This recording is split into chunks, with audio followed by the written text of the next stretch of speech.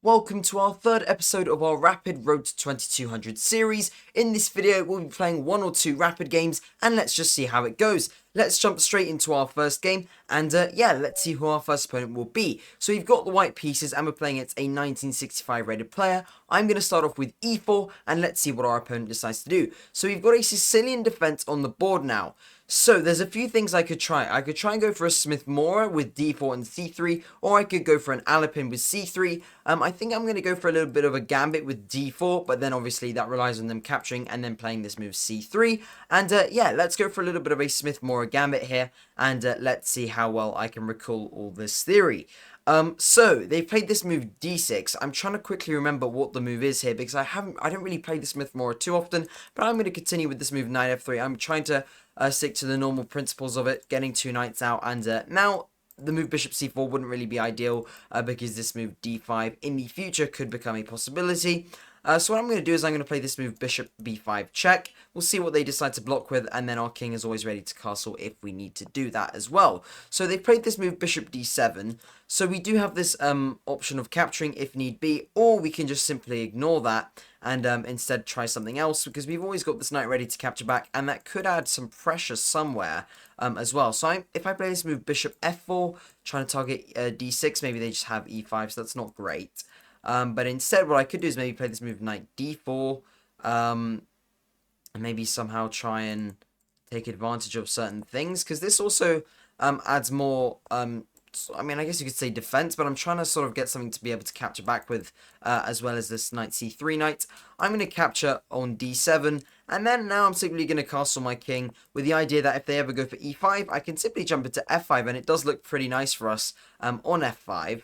And obviously this move bishop f4 would be bad because of this move e5, but instead I could just simply try and maybe play moves such as queen g4. Reason being, g6 is kind of nasty to deal with for black, and maybe if they play a move such as bishop f6 to try and attack the knight and also defend g7, what will I do after that? Maybe just bishop e3, and it looks decent. I mean, I could also go for queen b3, let's not forget. I mean, queen b3, they have queen c7, and then again, I think queen g4 does look pretty nice, and queen g4, bishop f6, I play bishop here, and we're doing fine. Or I could play this move rook d1, but I prefer this move bishop e3 because it also allows this rook to come to c1 if need be in the future. And overall, it looks like a decent position for us. Nothing too dangerous for the moment. Black does have a bit of a cagey setup here, but nothing too dangerous for them either. Okay, so what they're doing is they're allowing us to capture this pawn on g7, but they're saying, well, we're going to get this g-file and we're going to start attacking your king. So if I capture on g7, there's rook g8, queen h6, and I need to think about how dangerous this could be for us. I can always just play moves such as g3, though.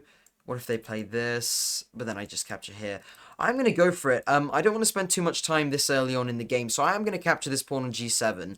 Rook g8 obviously coming. I'm going to drop back here to h6. And I do believe that our king is relatively safe enough to deal with all this kind of g-file kind of business and stuff like this. So I'm going to just I am sort of hoping a bit, but then again, a bit of an educated guess, I suppose you could say. So this queen coming here, it's not going to come here. Maybe they'll push d5, take... maybe they'll take back with the pawn, and then this is opening up along with this. That could be a bit of an issue. So h3 never looks too bad either, which I think I will go for. h3 looks relatively safe, looks relatively normal, like a normal move. And now this move actually makes me want to play this with my rook coming up the board slightly. So what I am going to do is I'm going to either play bishop g5 or I'm going to play bishop e3. I feel like I'm going to play maybe bishop d2 instead, actually, now that I've said that. What do I do? What do I do? What do I do? I'm going to play bishop d2, reason being my queen can always come back to d3 if I need. Because if I go bishop d3, then the queen all of a sudden can't come back here, which, as you guys will see now, is actually quite important for me. If I'm not making any mistakes, I believe this is fine. If they go rook g8, obviously there is this happening, but then again, I can just play g4. Can I play g4? No, instead, maybe better to just play a move such as this. G3, does that blunder anything? I don't think so. I think that's fine. Although G3, if they play this, then their queen is also attacking here, which could be dangerous. Could be dangerous. Instead, what could I do? G4, they could sack the knight, and then it's very dangerous for us, so I'd rather not get into that. If I play G3, D5, if I was to capture with my knight, attacking the queen, because if they capture back, then I have this, but then again, they always have something to block this as well, so that's not worth it. I just play G3, D5, and then I could, in theory, just hop back with my knight to defend all of this as well. So that doesn't look too bad if we just play knight e2. Or actually, this knight would be better because then we're actually also opening up this, which actually does look really, really nice. And I think for the meantime, I will, in fact, drop over here. And can always drop back with our other knight if we want. And if they ever play e5 now, we have this. A really, really lovely outpost for our knight, which certainly can't complain about. And also rook c1 as well could be a really, really nice move in the future.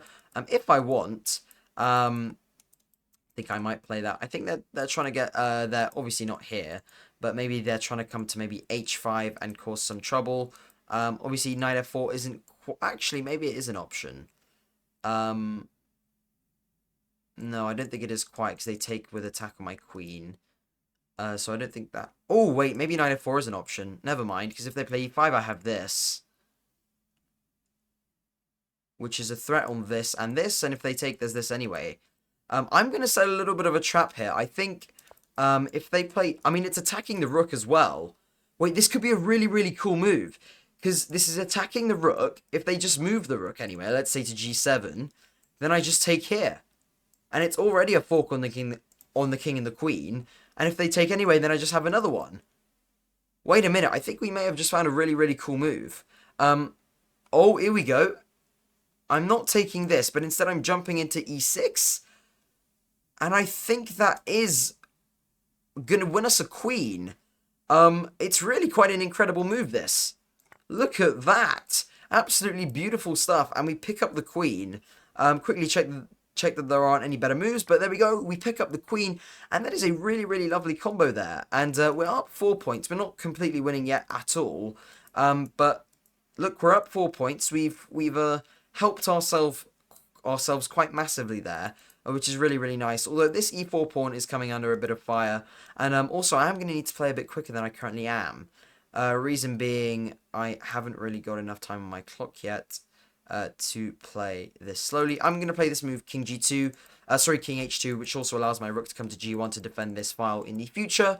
But we are up 4 points of material, which is really, really nice for us. And hopefully we don't make any sort of game-losing blunders. But rook c1 could be on the cards. What else could be on the card? I could just play this and be really, really nice and safe. Or I could try and start coming for the position, but rook g1 certainly looks quite logical, but I might be wrong. Maybe just g4. No. G4 falls into some sort of thing. So I'm going to play this move rook g1. Try and make sure that I'm not blundering anything, but I do think rook g1 looks very, very nice. And rook c1 as well. I mean, if they ever try and go for this, that's fine. I'm not really too bothered. Rook c1.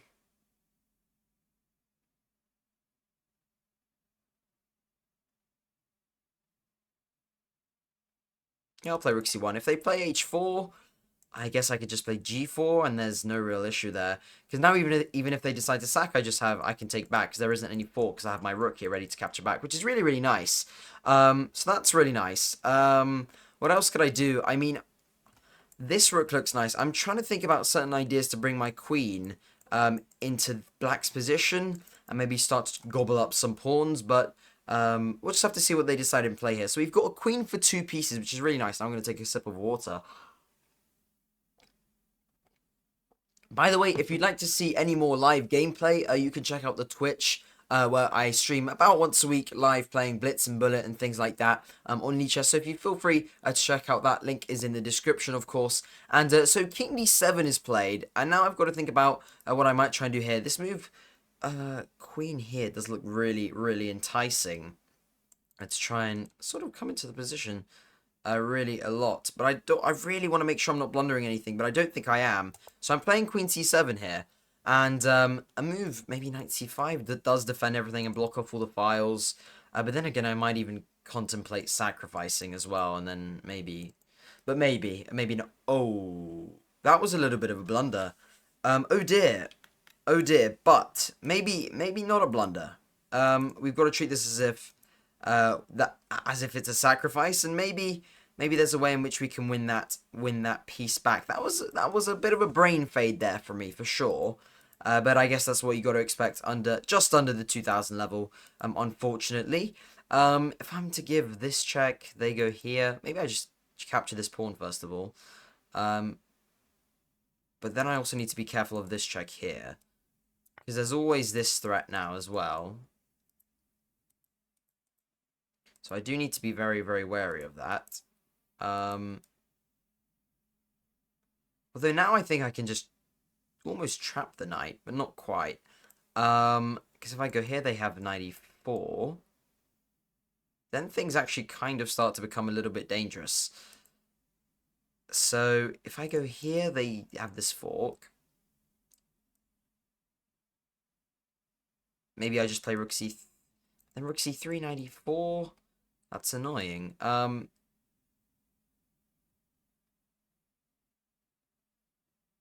I guess I can go here for now.